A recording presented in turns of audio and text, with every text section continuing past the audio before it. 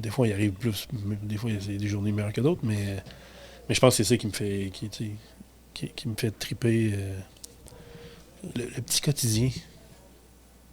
C'est quoi de plus fun? Là, tu fais chauffer ta sauce, tu goûtes. Puis ton premier plat que tu sauces, puis la sauce, elle tombe, là, puis elle est là, là. Non? Il me semble que moi, c'est ça qui me fait vibrer dans l'ensemble, mettons, du métier. Le premier bonjour du maître d'hôtel quand le client passe à la porte, là. Il est beau ce bonjour-là. Bonjour, je suis Pascal. Et je suis Aymeric. On est dans le jus, le podcast hebdomadaire qui explore le monde passionnant de la restauration au Québec. Loin des clichés de la télé-réalité, à chaque épisode, nous recevons une ou un invité. Elle ou il nous partage son histoire, sa passion, ses coups de blues. Allez, c'est parti, on est dans le jus. On veut juste cuisiner ce qu'on a envie de cuisiner. On ne veut pas se casser la tête, c'est un restaurant de quartier. Je veux que ce soit vivant, que ce soit le fun, puis qu'il y ait de la bonne bouffe, puis que nous autres, on tripe en cuisine. Est-ce que tu reconnais ces mots ? Moi, je pense que oui.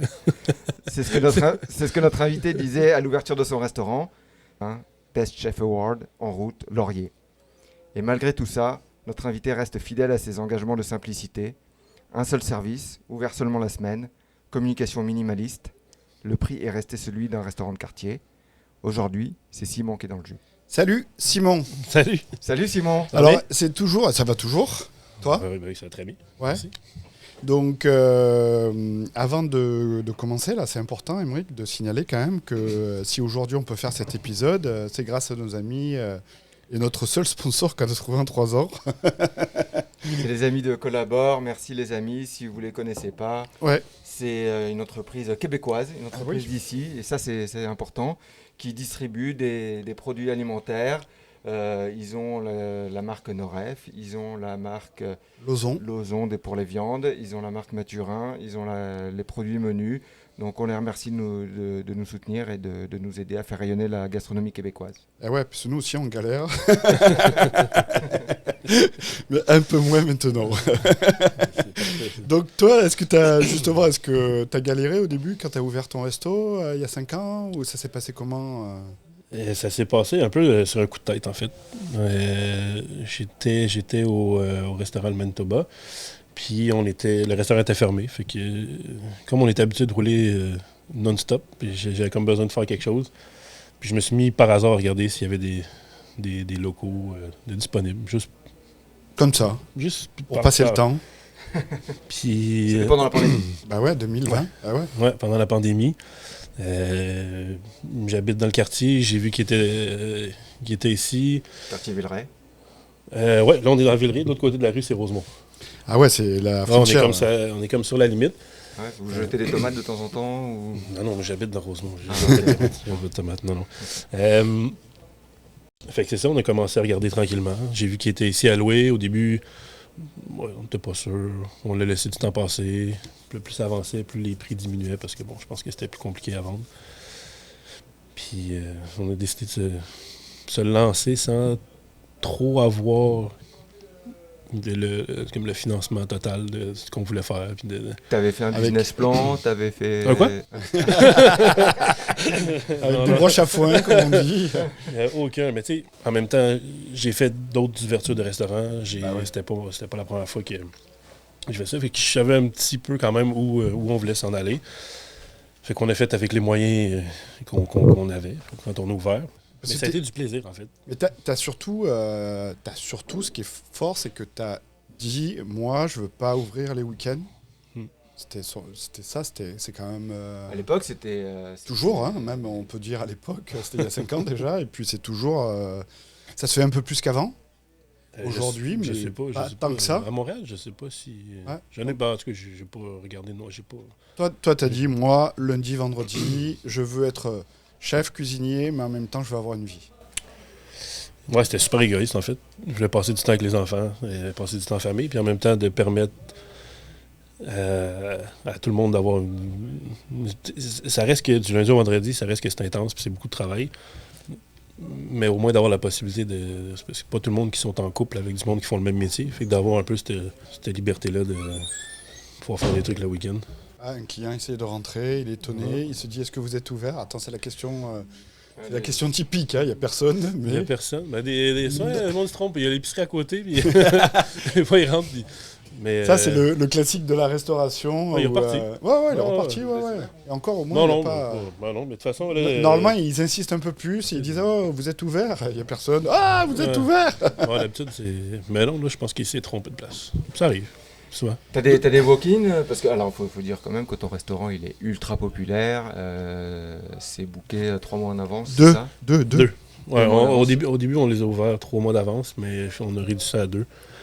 Juste pour question de gestion, de réservation. C'est quand même compliqué de penser 3 mois d'avance ce que tu vas faire, de réserver. On s'est dit peut-être que 2 mois, c'est un peu plus simple pour tout le monde. Autant pour l'équipe de prendre, de faire les appels, les rappels, tout ça, que la clientèle de se rappeler qu'on a une réservation dans 3 mois. Ouais. Moi, je m'en souviendrais pas. Non plus, ouais, donc tu as 44 places, si j'ai bien compté. Une petite cinquantaine de places. Ouais. T'ouvres les réservations une fois par mois. Ça part en combien de temps dans la journée, c'est vendu? Ça dépend des fois, mais mettons dans la semaine. Quand même, hein. C'est fou. Est-ce que tu avais visualisé quand tu as ouvert, on te parle de visualisation, de mise... Pas vraiment. Ben, tu sais, en fait, je pense qu'on est rendu au menu, ou peut-être que ce que j'avais en tête au début, mais je pense qu'on l'a amené tranquillement. T'sais, au début, on était à la carte, on n'avait pas de menu dégustation. On l'a mis à l'aveugle, même pas écrit sur le menu, on le vendait à la voix. Puis petit à petit, on s'est mis à vendre juste ça. Puis en cuisine, il me demandait, on fait-tu juste ça? Parce qu'on vend plus de cartes, on vend juste ça, ça serait plus facile, on pourrait pousser plus loin. Puis j'étais un peu frileux par rapport à ça, d'avoir un menu unique. Puis finalement, on a juste fait le saut, puis on n'a pas regardé en arrière. Puis... Et tu as fait le saut, donc ça fait quoi? Ça fait que tu contrôles mieux tes costes encore? Ben, tout se contrôle mieux. Ah ouais. Tu sais, de A à Z, tu contrôles plus ce qui sort, tu vois le processus de A à Z. Puis tu vois la répétition. Tu sais, ce qui est dur souvent, c'est la constance. Mais si on fait le même menu, avec la même gang, on est capable de vraiment contrôler ce qu'on veut faire, puis de maîtriser le plus possible, d'aller pousser des techniques, puis de pousser la formation aussi. Donc c'est tes employés, ton équipe qui t'a dit allez, on passe au menu unique. Ouais, ils poussaient un peu pour ça. Mais j'étais un peu frileux parce que... C'est toujours une question d'argent, de risque. Hein. Oui, c'est de risque. Il n'y en avait pas tant que ça des menus à cette époque-là. Il y en avait quelques-uns déjà à Montréal, mais 100% menu dégustation, on n'avait pas des masses. Fait que j'étais un petit peu frileux au niveau de la clientèle. Est-ce que la clientèle va suivre? Est-ce qu'elle était... Mais finalement, bon. Alors, est-ce qu'elle a suivi?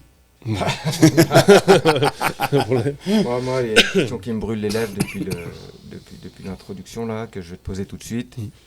Le prix, là. Ouais.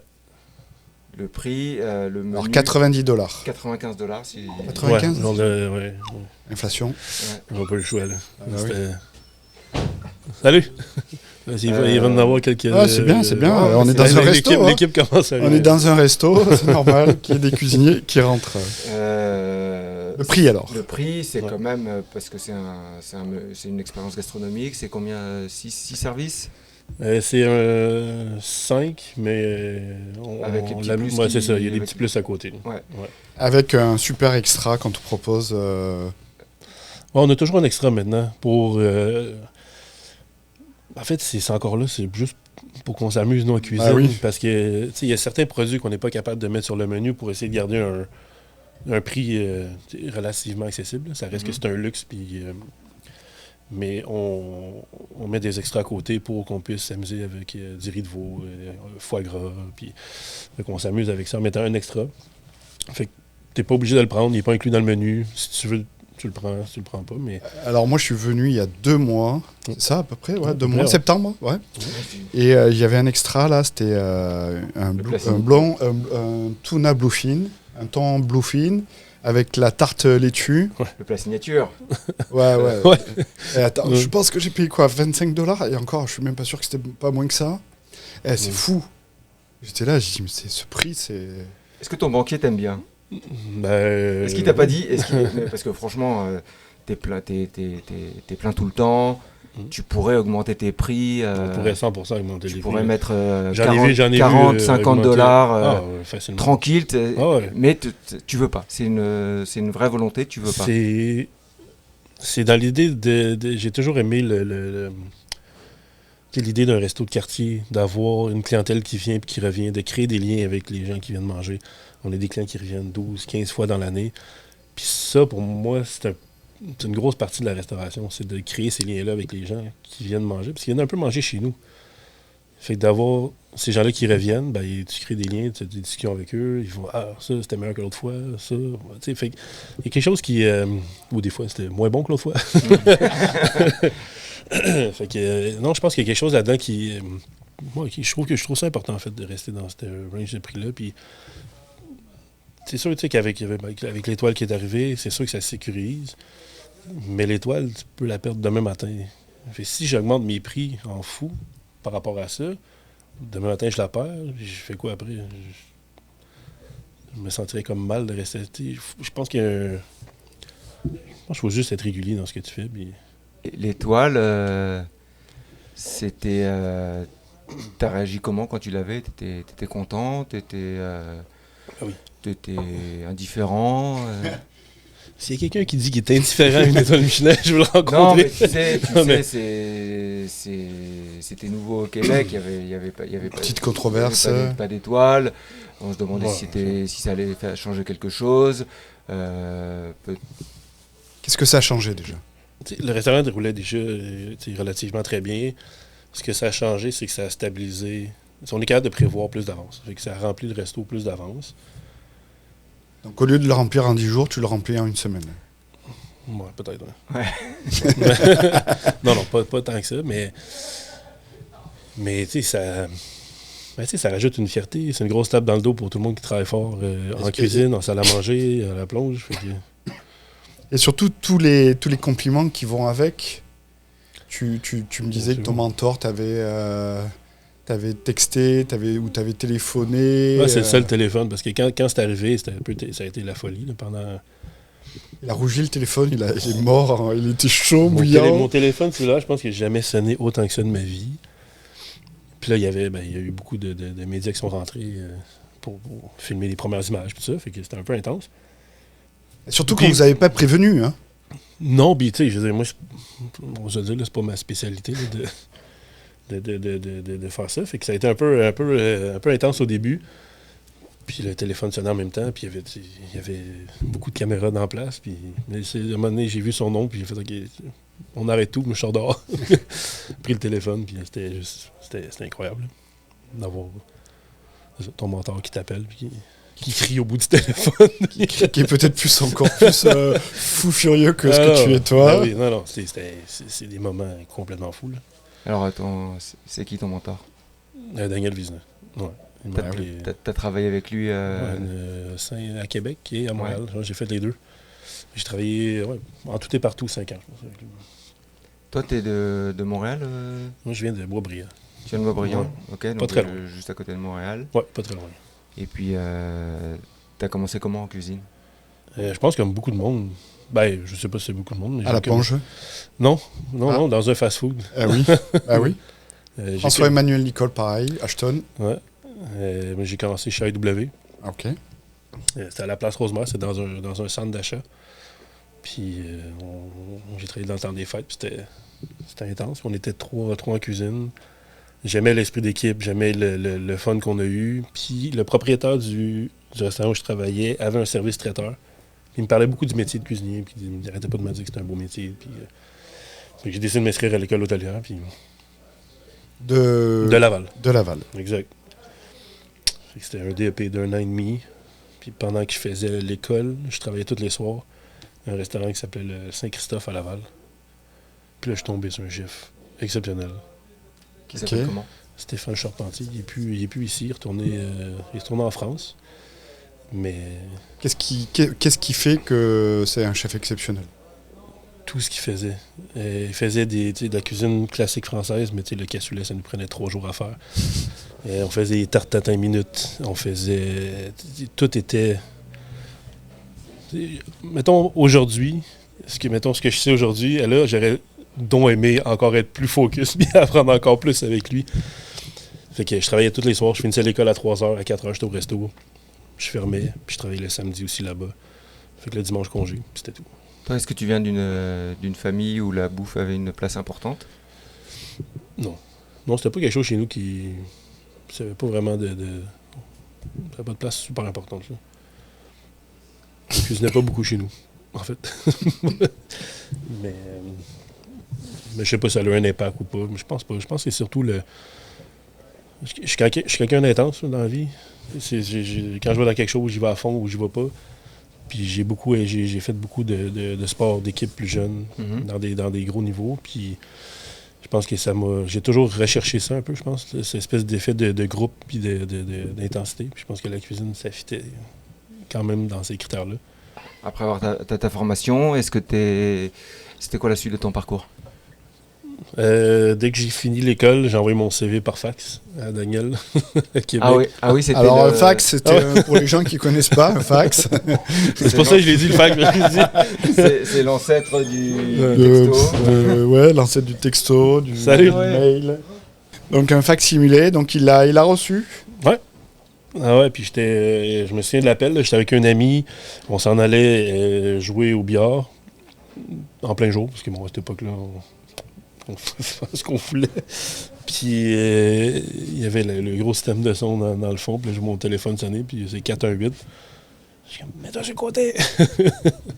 Là, je prends l'appel, puis j'ai passé une entrevue, je suis monté avec mon père.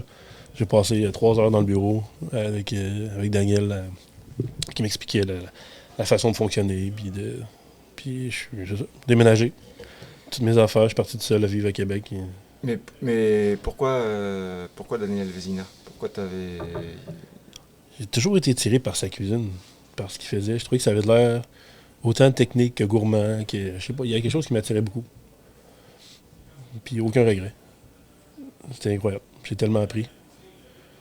C'est là que t'as appris à connaître un peu plus les ingrédients québécois? Oui, puis le côté un peu instinctif de la cuisine. Ah ouais? Ouais, Daniel, il arrivait beaucoup avec des sacs. Il arrivait du marché, puis il y avait la grande table de mise en place, puis il arrivait, puis il se mettait à cuisiner. Puis là, nous autres, on continuait la mise en place. Des fois, le service commençait, puis il continuait à cuisiner, puis il faisait des tests pour les prochains plats, puis tu étais en plein jus, puis à un moment donné, t'as juste une cuillère qui t'arrivait, puis tu goûtais à ça, puis à chaque fois, c'était comme tout le temps la meilleure chose que tu as mangée. Puis là, ça s'en allait sur le menu après. Puis là, mais il y avait toujours ce côté-là où il pouvait rentrer en chambre froide, puis il peut te sortir un menu 8 services, puis ce côté gourmand-là de la cuisine qui goûte bonne. Là. Fait que ça, j'ai beaucoup appris ce côté instinctif-là, je pense, chez Daniel, d'être capable de rentrer dans un frigo puis de pouvoir travailler ça. Là. Toi, tu dirais encore que tu es un chef d'instinct quand tu fais tes recettes ou... De plus en plus, on est plus réfléchi qu'avant. Ouais. Mais ça reste qu'on est capable de flipper. Là. Mais c'est important, je pense, de ce côté-là.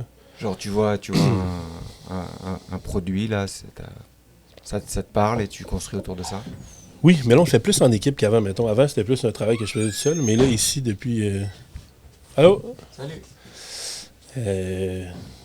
On a vraiment une super équipe, puis c'est devenu de plus en plus un travail d'équipe. Les plats, maintenant, ça part d'une discussion. Ça part on a envie de manger ça. Parfait. Comment on est capable de le mettre sur le menu pour que ça soit le fun? Ce sera pas long, il y aura juste 3 arrivés. Oh, une belle équipe quand même. Mais vous parlez de ça dans la cuisine, vous parlez de ça autour d'un café Ça dépend. Je m'assois avec Yann, qui est le chef de cuisine, puis le lundi, on s'assoit ensemble, puis on parle de ce qu'on a envie de changer, ce qu'on a envie de manger. Puis on parle d'une discussion. Puis des fois, c'est en cuisine, avec la musique qui joue tout le temps, même en service, la musique joue. Puis c'est vraiment une discussion.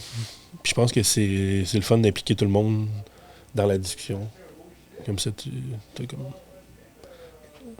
t'as pas juste la vie d'une personne, t'as pas juste ton avis à toi. Des fois, c'est le fun d'avoir... réfléchir à 8-9, c'est toujours... ça amène toujours de quoi de positif. Et est-ce que tes plats, tu les travailles beaucoup, tu les fais plusieurs plusieurs fois avant que tu sois satisfait ou c'est genre Salut! si t'as pas rapidement là où tu veux aller, tu changes? Je te dirais qu'avant, on faisait ça. On le mettait des fois à 4 heures, les plats n'étaient pas encore finis. Puis le monde commençait à stresser. Puis là, on va y arriver, ça va être correct. Puis finalement, à 6 heures, on sortait le plat. Puis ça marchait bien. Mais plus je vieillis, je pense, j'aime ça quand c'est testé. Puis maintenant qu'on y a goûté avant. Puis on est sûr de notre shot plus qu'avant. Mais oui, c'est arrivé. Il y a des fois, dans la semaine, le deuxième service, mettons, du menu, puis fait changer tous les jours. Mais là, on n'est plus posé. Je pense que c'est le vieillissement qui fait ça. Ah ouais? Non, je sais pas. Mais c'est possible, hein? je sais pas. Mais ouais, là, on est plus réfléchi dans ce qu'on fait. On prend plus le temps de le concevoir, de le tester, plus qu'avant, mettons. Et t'as quel âge, toi, en fait? J'ai 42. Ah, ça va, t'es jeune. Jeune? Ouais, Ah oui, t'es jeune. Je suis au bord de la retraite, là. Ouais, dans 25 ans. Ouais. Non, pas de suite, mais...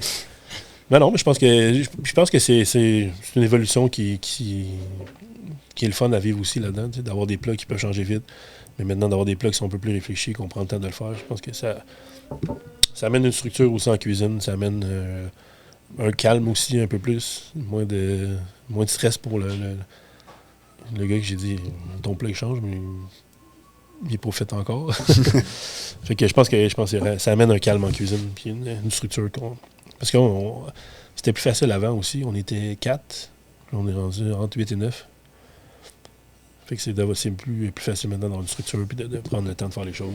Et ouais, parce qu'il faut dire aussi que c'est tes cuisiniers qui amènent les plats aux clients, qui parlent aux clients, qui présentent aux clients. Donc exact. Effectivement, ils ont tout l'aspect descriptif qui est important, quoi. Bah oui. Est-ce que tu les engages par rapport à leur volubilité? Il faut qu'ils soient à l'aise. Volubilité? Ouais, c'est un gros mot, ça. C'est un peu, non, mais attends, on parle notre audience, j'ai c'est fait des exprès, cuisiniers, des gars de cuisine, là. Pas plus de 3 syllabes, Pascal. Je sais pas d'où il est sorti celui-là, je suis désolé. Excuse. Mais non. Non? À la base, on engage du monde Cuisinier? qui sont capables de cuisiner. Donc il y en a qui restent en cuisine? Non, tout le monde sort. Ok. Mais il y en a qui ça prend plus de temps, il y en a qui sont plus à l'aise que d'autres, mais tout le monde finit par le faire. Mais ça reste que c'est une question que je pose à l'entrevue quand même, en leur expliquant qu'on fait le service, mais il y a quelque chose de le fun là-dedans, non? C'est intimidant. Moi, ça me prend encore 3 tables à me réchauffer. Bah oui. À me mettre dedans, puis je pense que c'est normal, mais d'avoir la réaction du client direct quand tu déposes l'assiette, que ce soit positif ou négatif, hein. Tu sais, mettons, la personne n'aime pas ça ou elle trouve pas que c'est bien, mais je préfère le savoir tout de suite que je puisse réagir, faire autre chose ou c'est bon. Mais je pense que la relation aussi, c'est le fun. Puis de créer des liens, comme on parlait tantôt avec la clientèle, bon, ça crée des liens qui sont là et qui restent. Toi, est-ce que c'est facile? Justement, là, tu disais que ça te prenait 2-3 tables avant de te mettre dedans, là. C'est pas un secret, t'es quand même quelqu'un d'introverti, de calme. Ça paraît tant que ça. Est-ce que ça a été un combat pour toi tu te faisais violence pour aller sortir voir les clients ou c'était finalement quelque chose d'assez naturel? En fait, tout ça s'est passé pendant la pandémie. On faisait des boîtes pour emporter. On était 3 à tout faire, les appels, les boîtes, les services. J'ai comme pas eu le choix de faire le service. C'est moi qui faisais payer, qui accueillait les gens. J'ai comme pas eu le choix je me suis comme obligé à le faire parce qu'on n'avait pas les moyens d'engager plus non plus. Fait que j'ai pas eu le choix de le faire. Puis ça m'a un peu sorti de ma zone de confort. Puis j'ai comme réalisé qu'en parlant avec les clients, il y a quelque chose de le fun qui se passait. Je trouvais ça super agréable. Salut! Puis t'as aimé ça? Ouais, ben plus que je pensais. Parce que c'était le fun de revoir, mettons, les clients qui reviennent aux 2 semaines, qui reviennent chercher une boîte, puis comment ça, puis est-ce que c'était correct pour vous? Il y a quelque chose là-dedans qui s'est comme développé. Puis on a dit, bon, on pourrait peut-être essayer de le continuer dans notre service plus traditionnel, mettons, de restaurant, puis non pas en take-out. Mais c'est sûr que je suis pas encore la personne qui va aller sur un stage faire un discours. Je suis pas c'est pas ma tasse de thé. Il y en a qui sont bons là-dedans, je les admire tellement. J'ai tellement d'admiration pour ces gens-là. Mais là, je me dis, je suis comme dans ma petite safe zone. Je suis chez nous, je suis à la maison. Mais ça me prend quand même encore 2-3 tables avant de me réchauffer. Là. Est-ce que tu choisis les gens que tu vas voir, justement? Tu arrives à cibler les gens où tu serais plus à l'aise ou Non.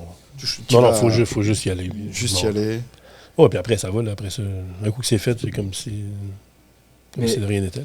Mais est-ce que là, le fait de ne pas embaucher des serveurs, c'est quelque chose que tu as mis en place dès le début de ton... Ouais, ça, on l'a fait. Mais on a des serveurs, par contre. Ah, il y a des 2-3 serveurs. serveurs, hein, 3, On 4. est 5 en salle. Ah, ok. Ouais. Ah oui, il y a des serveurs. Oui, qui s'occupent du vin. Ah ouais, on a le barman, on a un sommelier, on a un maître d'hôtel. Non, on a une équipe en salle. Ok, donc en fait, les... En fait, on agit comme des suiteurs. Ok, je comprends. Fait qu'on amène les plats, on explique, puis c'est tout. Ok. On fait pas plus que ça. Le reste du service, c'est des serveurs qui s'occupent de tout faire le reste. Mais ouais, non, on a une équipe en salle qui s'occupe de tout le reste. Fait que nous, on agit vraiment comme des suiteurs. Ok. Ouais, puis ça serait compliqué, je pense, de tout faire. En 5 services, redresser, nettoyer, parler du vin. Ouais, ça serait dur. Hein. On pourrait le faire si on faisait 15 couverts par soir, mais là, à 55 couverts, c'est un peu compliqué, je pense. Ah ouais, tu as de le vin, ça a toujours été un défi. Hein. Ouais, puis tu sais, je veux dire... C'est pas ton métier, c'est un autre métier. C'est ça, exactement, ça je m'en dis, c'est pas mon métier non plus. C'est un métier de serveur, là. Le service à la clientèle, le vin, le bar, tout ça, c'est des métiers. Je peux pas faire ça. Ah ouais, tu vas pas demander à un serveur d'aller faire la cuisine. D'un côté comme de l'autre, ça fonctionne pas. Fait que je pense que chacun c'est son métier, puis je pense que les deux vont bien ensemble. Ouais, il faut mieux, hein? Ben oui. Non, mais Et au niveau des pourboires, vous faites comment? il y a un partage qui se fait avec la cuisine, ouais. Ok. Ouais, on partage les pourboires. Puis, fait comme ça crée... Tu sais, c'est au-delà du partage de pourboires, ça crée un sentiment d'équipe. On travaille en équipe. Il y a pas... il y a un problème en salle, la cuisine va venir aider. Il y a un problème en cuisine, la salle va venir aider. Fait qu'il n'y a pas de compétition, pas de guerre, pas de... Ça a été un enjeu au début de parler de ça au serveur? Ben, tu sais, j'étais un peu nerveux au début, je pense, d'en parler. Parce que c'était pas quelque chose que, tu sais, je pense que c'est de plus en plus, c'est fait. Mm-hmm. Mais... il y a non, 5 là, ans, c'était pas super courant non plus. Hein. Mais là, c'est là, ils viennent, ils savent, en fait. Ouais, c'est ça. Quel genre de chef tu es en cuisine? Moi, je crie tout le temps. Ouais, on a vu les gens courber les chines. J'ai hâte de rentrer. Aller, non, mais... Ah, je sais pas. Hein. Mais je me vois pas, vraiment. Non, je pense que je suis quand même assez calme. Je suis capable de m'énerver. Je suis capable de bouger vite. Je bouge vite. Bouger plus vite. Ah ouais, ça va. Mais non, ben encore là, je pense plus je suis calme, plus je suis capable de prendre le temps de montrer, prendre le temps de former. On dirait que je suis plus là-dedans. Je crie pour, il n'y a pas de... Est-ce que tu es stressé en service? Mais toujours un peu. Je pense que ça prend ce petit stress-là. De vouloir bien faire les choses. Que ça sorte bien, que le poisson soit bien cuit, que ton pétanque soit bien assaisonné. Il y a ce stress-là qui est toujours là. Mais je pense qu'il est nécessaire. Mais c'est un bon stress. C'est pas un stress qui te met... Mais je pense que ce stress-là, il est nécessaire pour être capable de performer et d'être capable de bien faire les choses. Et est-ce que tu vérifies, tu étais beaucoup derrière ton staff pour vérifier que tout est comme toi tu veux, ou est-ce que tu délègues beaucoup? Est-ce que c'est quoi le niveau de contrôle que moi, je suis tout le temps en cuisine.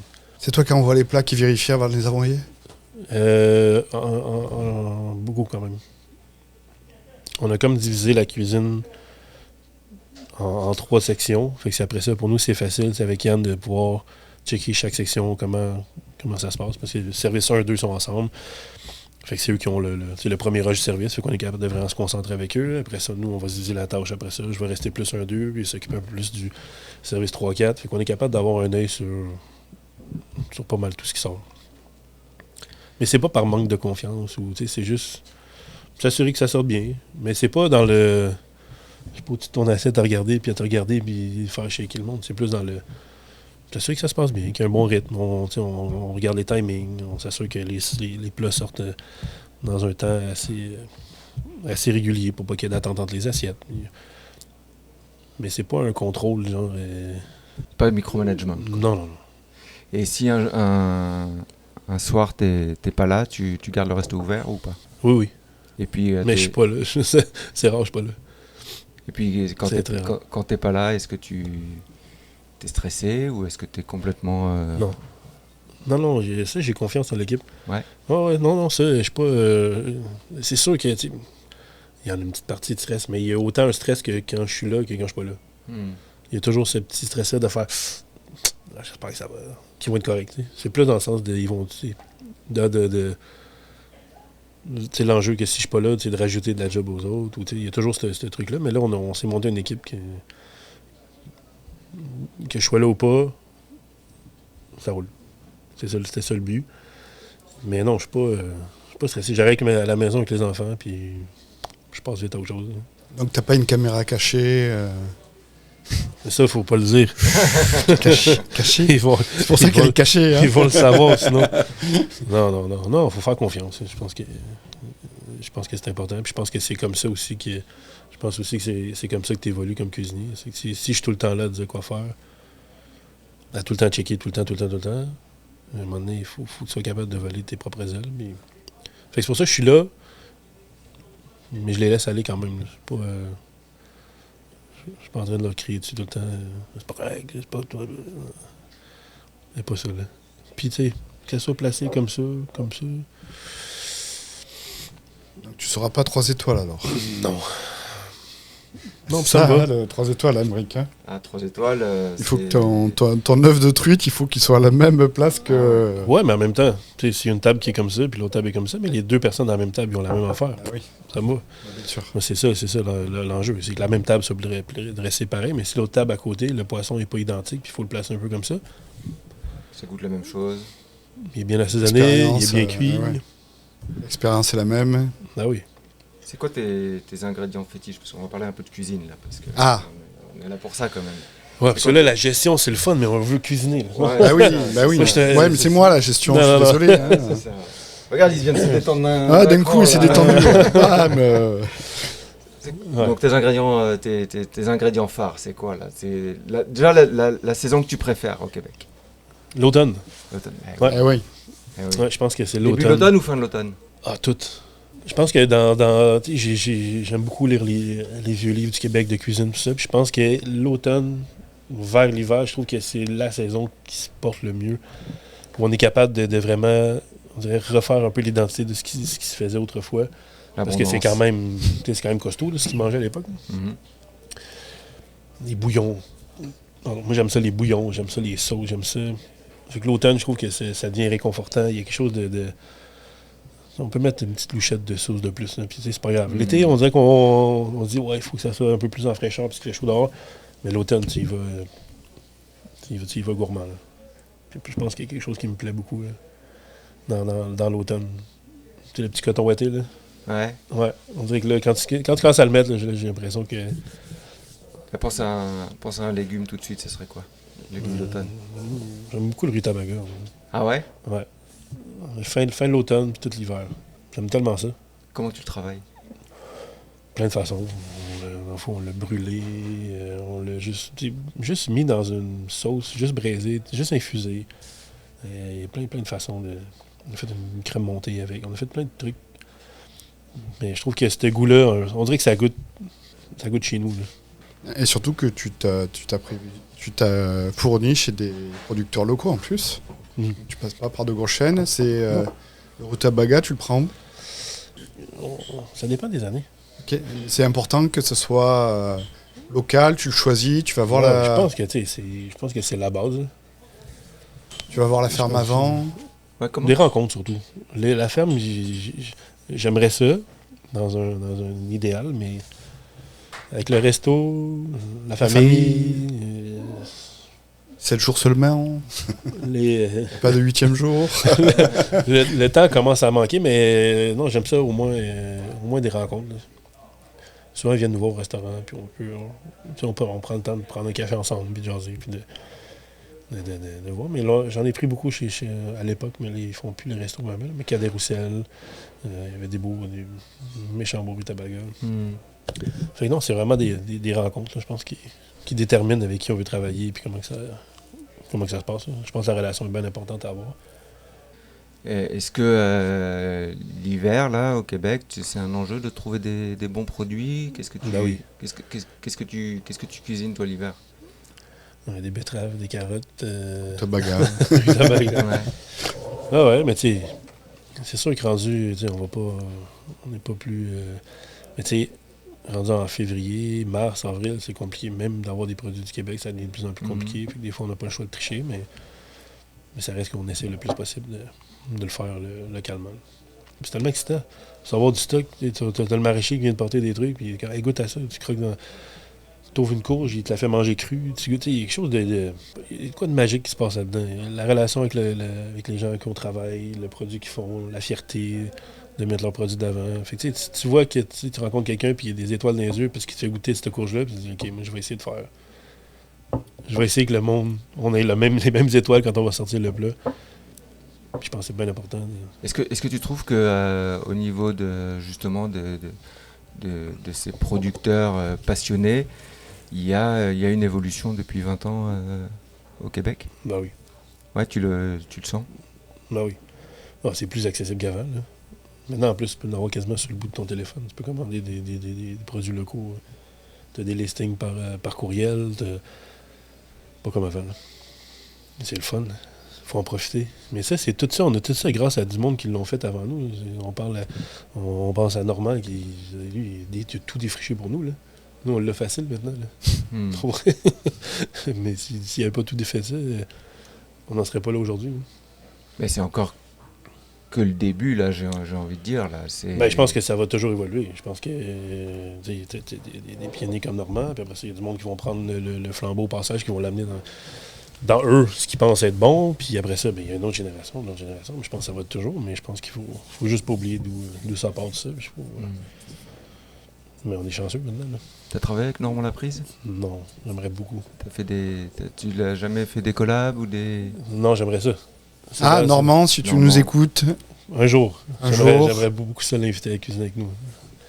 Mais on s'est déjà rencontrés, on s'est déjà parlé à quelques reprises. Hein. C'est quelqu'un pour qui j'ai beaucoup d'admiration. C'est une légende de la... Ça restera à tout jamais... Iconique, il n'a pas gagné le prix pour rien. Hein.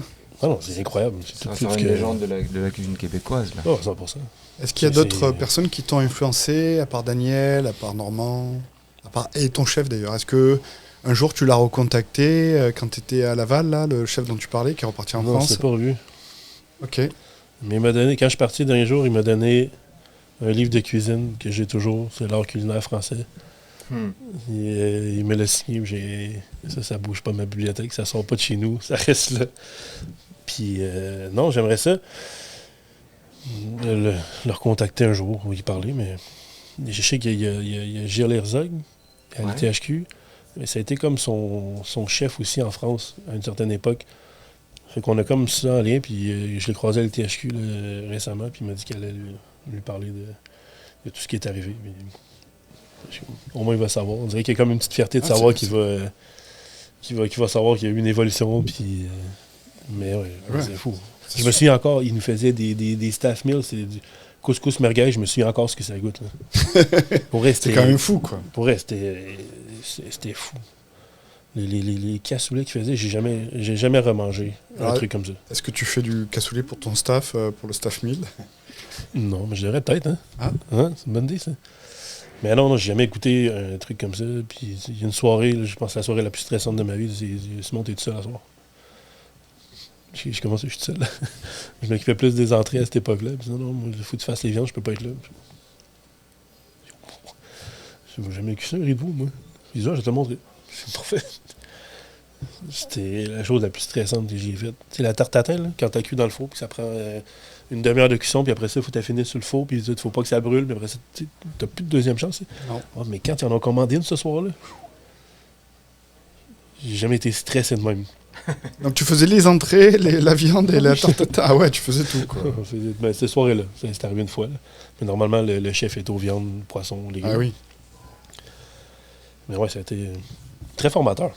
J'ai vraiment été chanceux de tomber sur lui comme premier chef pour apprendre comme les bases de la cuisine française. Je sais pas, c'est pas la cuisine mondiale, mais c'est fou. Comme je disais tantôt, je pouvais retravailler avec lui. Là, présentement, je le ferais là, pour apprendre encore puis avoir les cassoulet frottales. Tout était là, incroyable. Puis ça fait 20 ans de ça, un peu plus même. Puis je me souviens encore, tu sais, l'odeur quand tu rentres dans la cuisine, quand tu cuis, il y a des odeurs qui me restent encore aujourd'hui qui, je suis wow. C'est des souvenirs incroyables. Est-ce que tu penses à ça quand t'embauches des jeunes ou que tu reçois des jeunes en stage? On a vu Noé tout à l'heure qui est rentré. Est-ce que tu penses à cette mission que tu as quelque part, que tu le veuilles ou non, de former, de transmettre? Je sais pas comment l'expliquer ou le dire correctement, mais je suis pas capable de me mettre dans ce rôle-là. J'ai pas, pour moi, le statut ou le tu sais, comme des gars comme Normand ou Stéphane avec qui j'ai travaillé, je suis pas capable de me mettre dans cette position-là. Donc t'es pas un transmetteur? Ben oui. Ah non, j'ai des gens... Tu l'assumes pas? Tu l'assumes pas, ouais. Ben peut-être. Peut-être que je l'assume pas, mais je peux pas penser de moi que je suis comme ça. Je sais pas si c'est clair ce que je dis, là, mais... Mais tu l'assumes pas. Mais je peux pas dire oui, moi je vais faire... Je le fais au quotidien dans le sens que je vais te montrer comment cuire le poisson, je vais te montrer comment le lever correctement, je vais te montrer comment bien le portionner. Mais je me vois pas comme un rôle de... Mentor. Non. Ben, non, je suis certain que dans 20 ans, il y aura un gars dans un podcast, si ça existe encore, ou je sais pas quoi, qui dira mon premier chef, je m'en rappelle, c'était Simon. Ça serait fou. Il nous parlait du cassoulet de son mentor. Il nous parlait du cassoulet. Non, mais ça serait incroyable que ça arrive, ça serait fou. Je pense que c'est un souhait secrètement que tu dis. J'espère qu'il y en a un avec qui j'ai travaillé qui va ouvrir son resto, puis ça va aussi bien marcher, puis qu'il soit capable de pousser là-dedans. C'est sûr que ce serait le rêve, là, t'imagines-tu? Dans 20 ans, moi, je suis chez nous, là, à la retraite.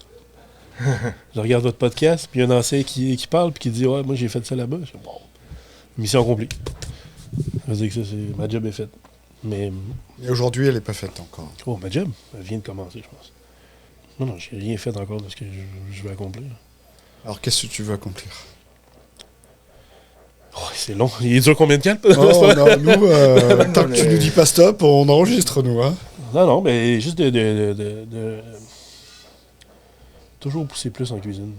Je pense que j'ai toujours ce désir-là de vouloir s'améliorer, puis de toujours vouloir pousser plus loin. Alors, c'est quoi pousser plus loin quand tu as déjà une étoile et Mais je pense que ça va au-delà de ça. Je pense que c'est vraiment super personnel comme truc. Où j'ai envie de pas une étoile. Une étoile, c'est... c'est grandiose, une étoile. Là. Oui, non, mais d'accord, mais c'est pas... C'était le but de ma question du début du podcast. Belle question. Mais le but, c'est toujours s'améliorer. Toujours pousser plus loin, toujours trouver l'équilibre dans les plats. Toujours rechercher, toujours essayer de... Puis que ça reste accessible dans l'assiette, que ça reste lisible. Que ça reste accessible au niveau du prix aussi. Ouais, mais moi, j'ai toujours dit, une cuisine, elle n'est pas... C'est pas... Si, mettons, tu me dis, c'est vraiment bon chez vous, mais ça coûte juste ça, tant mieux. Ça n'a pas besoin d'être cher, parce que c'est bon. C'est clair.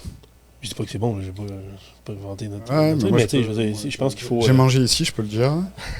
Et je peux dire même que c'est la table, je le dis souvent à mes amis, pour moi, c'est la table la moins chère de Montréal.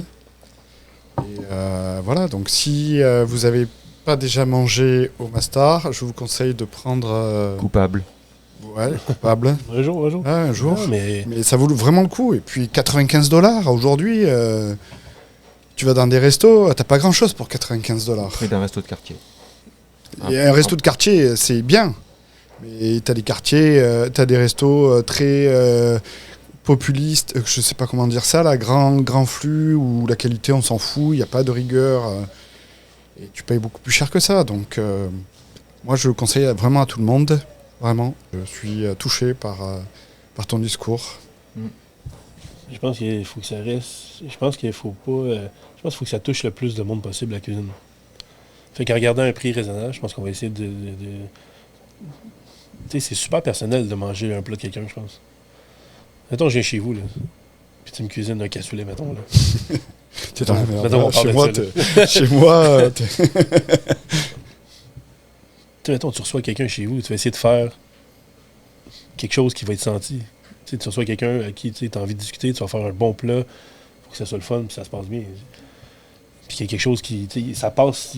la nourriture, ça fait que ça passe le courant en plein de monde. Puis je pense que c'est un peu ça qu'on veut faire en essayant d'avoir justement un équilibre entre les prix puis ce qu'on offre.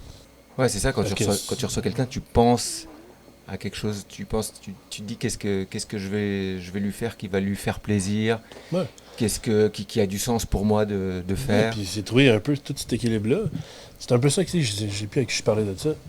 Notre équilibre, c'est de quelqu'un qui mange pas beaucoup dans les restos, qui connaît peut-être un peu moins le monde culinaire. Mais je veux qu'il vienne, puis que ça soit super lisible, puis qu'il comprenne tout ce qu'on fait. Mais que j'ai un gars qui ça fait 35 ans, qui fait de la cuisine, qui fait ce comme, oh, ça t'a porté une attention à ce détail-là. Très cool. Et c'est plus c'est vraiment de trouver ça un peu dans... tu veux paraître un plat simple, mais en fait qui est super travaillé, C'est super travaillé. qui est accessible à tout le monde. Ben, il faut que ça reste, que ça reste accessible. Ça reste que c'est...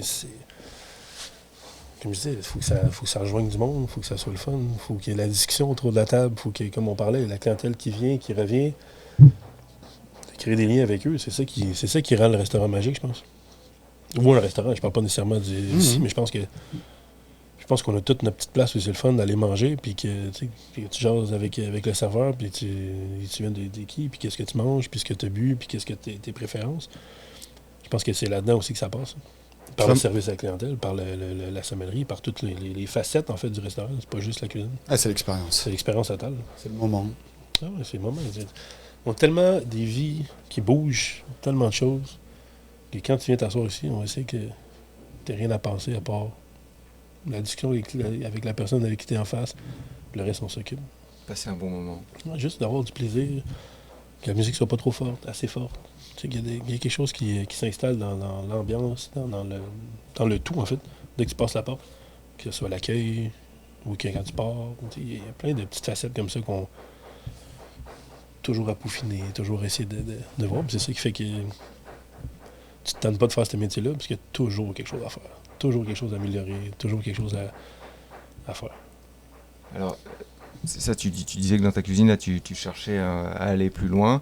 Est-ce que là, présentement, il y a t'as un objectif, une étape vers laquelle tu tends, je sais pas, un plat auquel tu réfléchis Non, il n'y a rien en particulier. C'est vraiment, je pense, au fil du temps, tu te rends compte que ça, on a poussé ça, hein, finalement. Mais ça se fait toujours de façon quand même organique. C'est pas, OK, aujourd'hui, on s'assoit tout le monde, on se casse la tête, faut pousser ce plat-là. Ça se fait en le goûtant, ça se fait en écoutant de la musique, ça se fait en se prenant pas au sérieux, puis d'avoir du plaisir là-dedans. Parce que je pense que quand tu as du plaisir à faire ce que tu fais, ça se goûte, ça se sent. Puis c'est là que je pense que tu es capable d'aller plus loin, puis tu es capable d'amener l'équipe avec toi dans ton délire, dans le fond.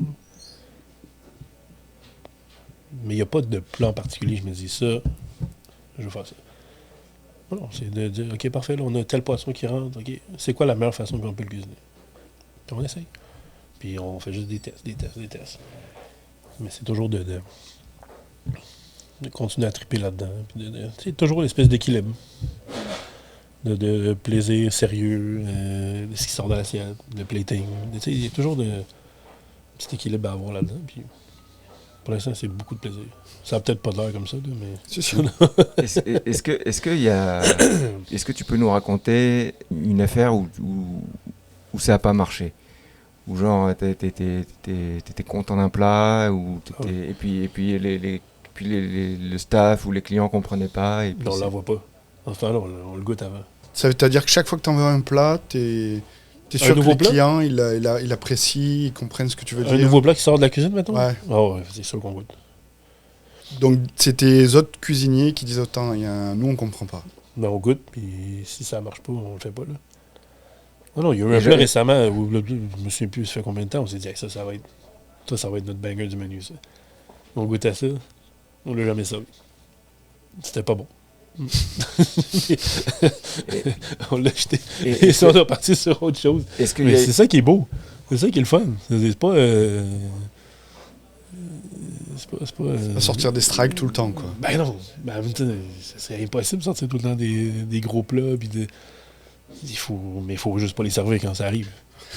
Mais est-ce qu'il y a eu des plats où toi, tu étais content et tu disais, j'aime ce plat, et puis les clients, ils aimaient pas? C'est une bonne question, ça. Genre où ils ont pas compris, où ils étaient... peu importe la raison, là, ça a dû arriver. J'ai rien en tête présentement, c'est sûr que c'est arrivé. On parlait de la tarte à la laitue. Ouais. Ah ouais. Là, c'est ton... Là, est-ce que là, tu l'assumes comme plat signature? Non. Ben... c'est pas... Mais tu sais, elle n'est pas tout le temps là. Elle n'est pas tout le temps sur le menu. Oui, parce que j'ai dit à des amis de la goûter, ils m'ont dit, mais elle n'est pas là. Non, c'est ça, mais je veux pas non plus la laisser tout le temps. Parce que normal. Sinon, tu rentres dans un truc où tu t'endors un peu. Puis, je pense que c'est là le danger. Quand tu as des plats qui bougent pas. Ça te fait un peu chier de le servir aussi. Ouais, mais c'est là que tu deviens un peu moins consensueux dans... Tu fais tout le temps le même plat, à un moment donné. C'est devenu un automatisme. Puis je pense que l'automatisme en cuisine, ça fait perdre le romantisme. Puis le romantisme, c'est ce qui est quand même important quand tu cuisines. Fait que de faire toujours le même plat... Ça fait... Mais ce plat, c'est pour ça qu'on l'enlève. T'es pas encore tanné de le faire? Ben, on le fait par moment. Ouais. On va le faire pendant un mois, puis après ça, on l'enlève. Parle-nous un peu de ce plat. Quand est-ce que tu l'as sorti? Qu'est-ce que tu... Ben, je m'en souviens pas comment c'était. Moi, je pense que j'avais goûté la première version avec maïs. C'est vrai, on avait fait maïs péton. C'était super. On avait fait champignons. On a fait... mais la laitue, je pensais. Ça reste ma préférée, je pense. Décris-le-nous un peu, là. Ben, c'est une tarte à la laitue. À la laitue. Ouais, je sais pas, il n'y a pas 1000 façons de le dire, c'est une tarte à la laitue. L'appareil, un peu, comment il est fait? Je donne pas les recettes. Ah non, essayez. Hein. Je peux te le donner hors micro. Oh là là. Mais non, c'est quand même un plat, je pense qu'il, par son visuel, je pense que ça l'a attiré beaucoup, ça attire beaucoup l'œil quand c'est arrivé. Ça arrive à table. Par son nom, je pense que c'est quelque chose qui n'est pas commun. Je pense que ça l'a attiré. Mais ça reste que... On la ramène une fois de temps en temps. Ben oui, on la ramène une fois de temps en temps, puis ça me va. Mais de l'avoir à l'année sur le menu? Non. Incapable. Non, ça peut... Il y a d'autres plats comme ça qui reviennent de temps en temps sur le menu? Non, je pense que c'est pas le plat. Donc c'est ce qu'on appelle un plat signature. Ouais, peut-être. Peut-être. Peut-être que je ne veux juste pas l'avouer, mais c'est peut-être ça. Mais non, mais souvent, peut-être des façons de faire qu'on a faites, des petites techniques qu'on va prendre et qu'on va ramener avec un autre aliment puis qui va évoluer comme ça. Mais c'est assez rare qu'on fait exactement le même plat. Mais je te disais que, mettons, les plats qu'on fait 4 ans, maintenant, c'est devenu des side dish.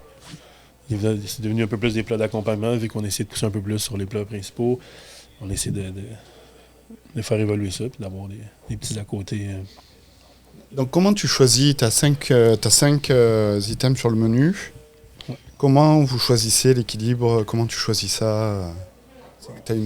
C'est comme ça, vous parlez, vous buvez un café dans la cuisine. C'est exactement ça. Puis à la fin, tu jettes un coup d'œil, et puis vous arrivez à voir qu'il y a un équilibre, qu'il y a un sens. Oui, on essaie toujours de garder un plat plus frais en premier. Après ça, le deuxième, c'est peut-être le plat souvent le plus peut-être funky du menu. Et puis après ça, on a le poisson, la viande. Donc toujours poisson, viande? Oui. Oh, on est quand même dans une structure assez traditionnelle dans la façon de faire le menu. Mais c'est pas impossible qu'à un moment donné que ça change. Mais pour l'instant, c'est une formule. Pour l'instant, c'est une formule qui nous plaît. Puis... Tu viens de parler de traditionnel. Là, on enregistre, on est le 3 décembre. Déjà? Ah ouais, 3 décembre, oui. C'est l'anniversaire de ma mère. Bonne fête, maman. Bonne fête. Hier, c'était oh le dévoilement de Montréal en Lumière. Ouais. Et puis, toi, tu vas cuisiner avec un invité exceptionnel qui s'appelle Adrien Cachot. Ouais. Tu peux nous parler de... Alors là c'est pas traditionnel. Tu peux nous parler de la rencontre avec Adrien? Mais ma première rencontre, c'est un peu comme tout le monde, je pense. C'était pas au même niveau? Non, mais ma première rencontre, c'était à Top Chef. OK. Top Chef France. Ouais, c'était mon rituel le matin avec ma fille. Pendant la pandémie, on écoutait ça, puis c'était de loin... Puis il crevait l'écran. Bon, c'était fou. C'était fou. Mais mis à part ça, j'ai toujours regardé ce qu'il faisait à côté. J'ai toujours aimé... puis on a eu la chance qu'il vienne manger ici, puisqu'il est venu à Montréal pour... il y a 2 ans. Il y a 2 ans. Puis on s'est rencontrés, puis ça a cliqué. Très bien entendu.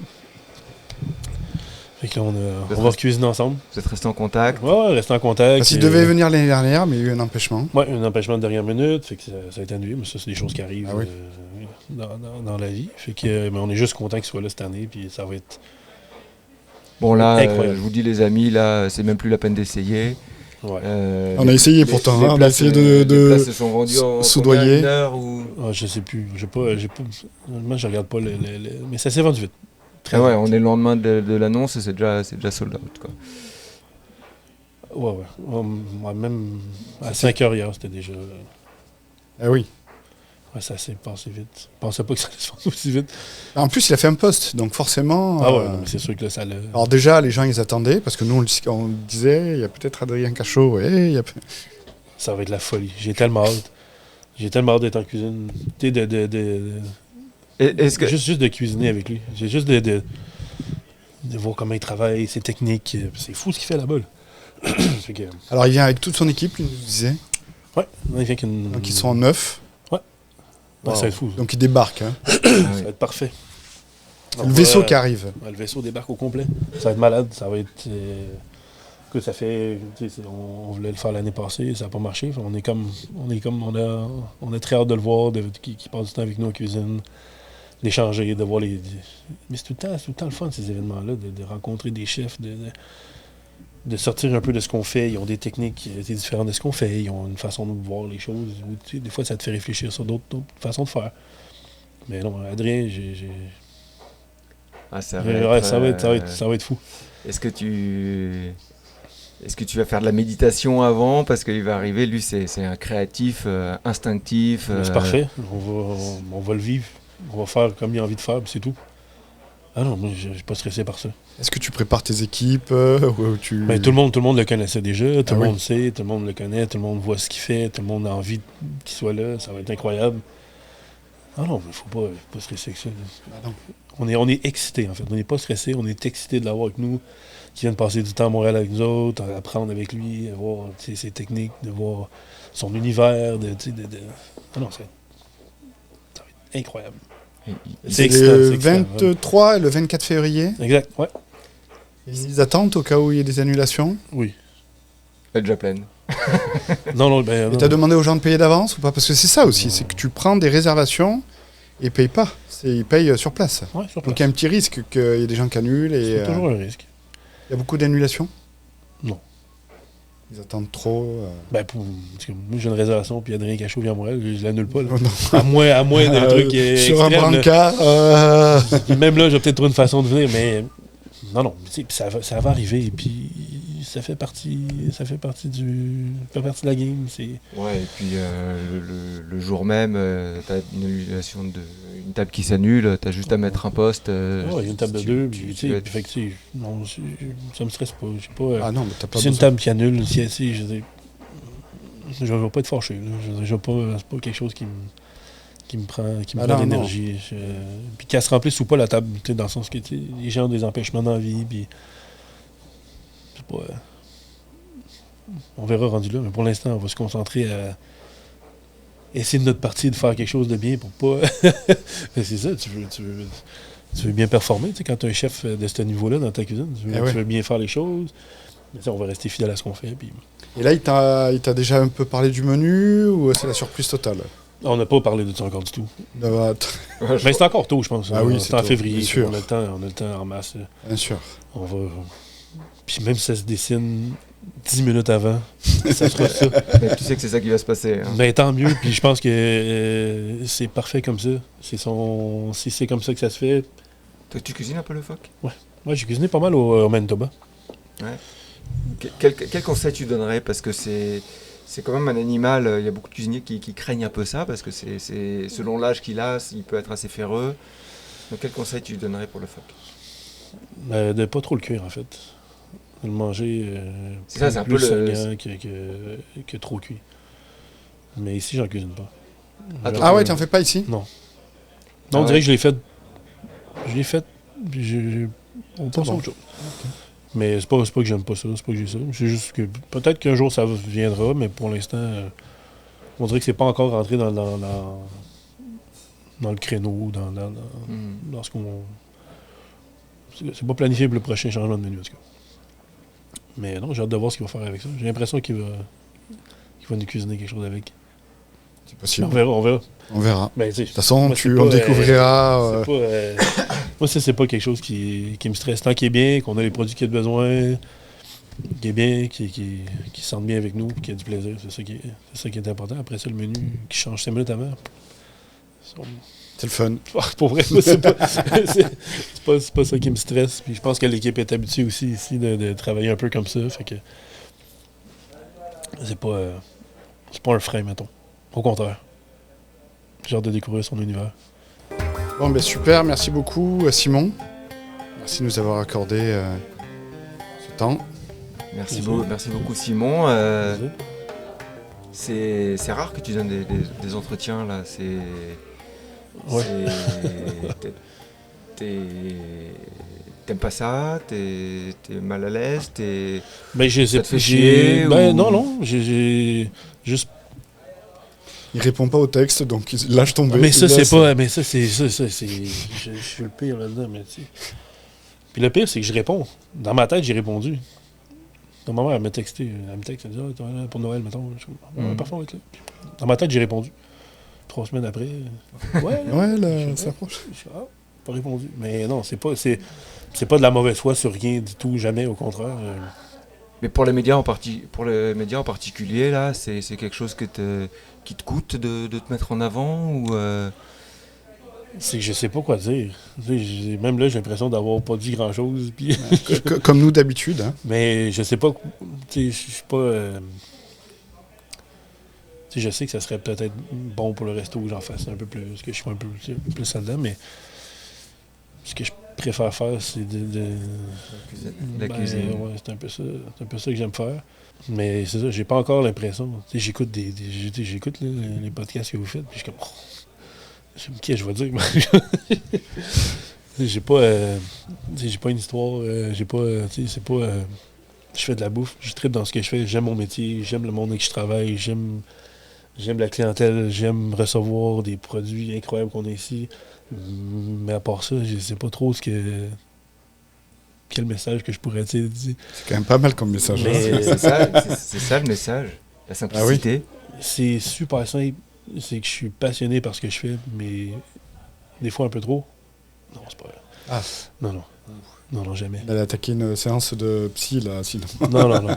Non, j'aime beaucoup ce que je fais dans la vie, puis c'est pour ça que j'essaie de me concentrer le plus possible là-dessus, parce que je pense que ce qui est important le plus là-dedans, c'est ce qui sort de la cuisine, ce qui est amené par le service, par le vin, par la musique.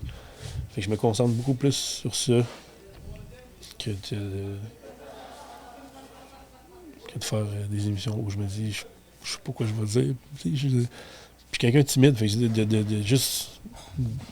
Je trouve ça dur de mettre des mots sur ce qu'on ressent quand on fait un nouveau plat. Tu sais. Quand on reçoit des clients pour la 10e fois, puis qui trippent autant que la première fois, il n'y a pas de mots là-dessus.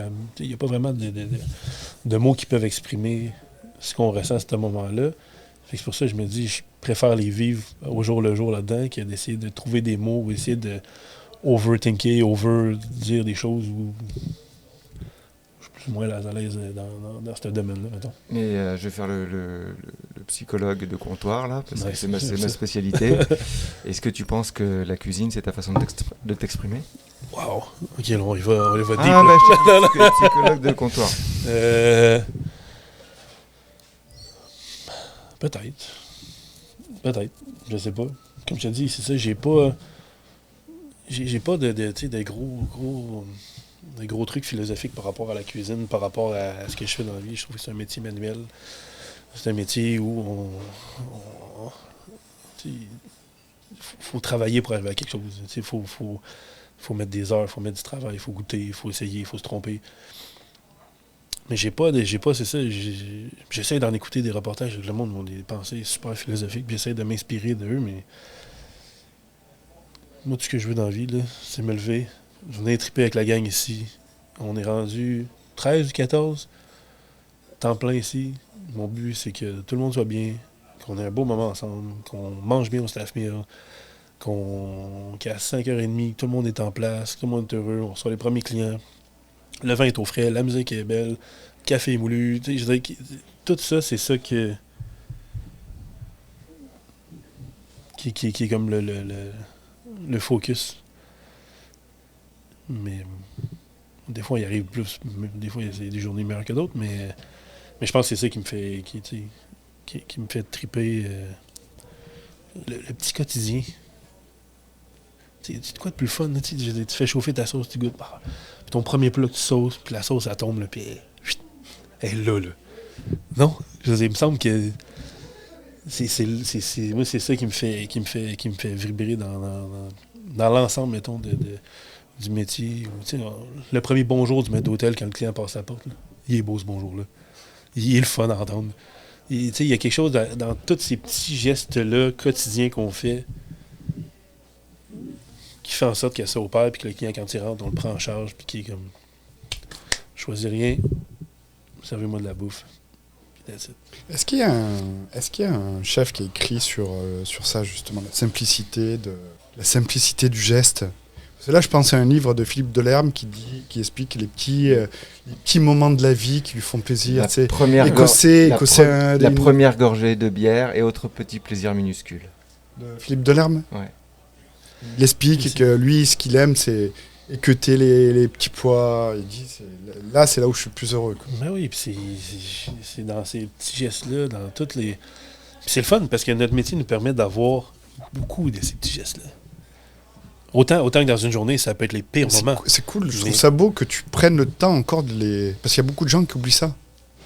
Cette simplicité qui est magnifique, qui est un miracle de la nature quelque part, parce que c'est fou. D'un truc, tu arrives à tirer un goût tout naturel et tu arrives à le transformer suivant les techniques que tu utilises, c'est fou. Non, puis tu sais, ces techniques-là passent par des rencontres, par Adrien, avec Emmanuel, qui est venu cuisiner avec nous pendant mon lumière, Romain Médard, toutes ces rencontres-là, tu sais, et Daniel Vézina, tout ça vient tout jouer là-dedans, vient un peu te former, vient un peu modeler ce que tu veux faire. Puis tu sais, le premier petit pois, c'est tout le temps un peu ça classique qu'on prend, mais quand les premiers petits pois arrivent, ils sont sucrés, ils sont petits. Il y a de quoi... Tu sais, t'as le sommelier qui débarque, il dit tel producteur, c'est malade ce qu'il fait, il fait telle agriculture, puis tu goûtes à ça, puis mais comment t'as fait pour arriver à ça? Comment ils ont fait? Ces gars-là, c'est des génies. Mais c'est tous ces petits gestes-là, tous les jours, qui font en sorte qu'ils... Tu sais, là, je parle de ça, mais c'est pas tous les jours. Il y a des moments plus drôles que d'autres. Des fois, on est en retard. Il y a un four qui brise. La semaine passée, notre chambre froide a lâché. Le lendemain du Michelin, notre clim a brisé, il a fallu fermer.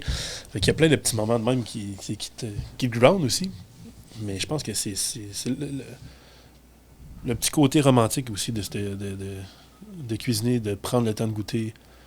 C'est ça que j'essaie de dire souvent en cuisine, c'est goûter à ce que vous faites. Goûter. Même si, tu sais, ça te forme le palais, ça te forme le sel, le poivre, le ci.